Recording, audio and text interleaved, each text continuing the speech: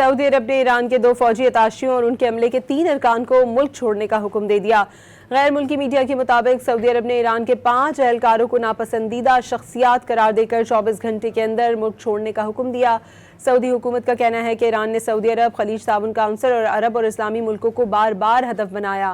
سعودی حکام کے مطابق ایران نے سعودی خود مختاری، سویلین انفراسٹرکچر، معاشی مفادات اور سفارتی تنصیبات کو نشانہ بنایا اور اچھی ہمسائیگی کے اصولوں کی نفی کی۔ سعودی حکومت کا کہنا ہے کہ جارحیت جاری رہنے سے ہمارے تعلقات پر سنگین اثرات ہوں گے۔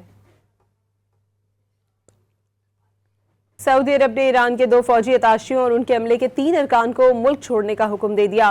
غیر ملکی میڈیا کے مطابق سعودی عرب نے ایران کے 5 اہلکاروں کو ناپسندیدہ شخصیات قرار دے کر 24 گھنٹے کے اندر ملک چھوڑنے کا حکم دیا۔ سعودی حکومت کا کہنا ہے کہ ایران نے سعودی عرب، خلیج تعاون کونسل اور عرب اور اسلامی ملکوں کو بار بار ہدف بنایا۔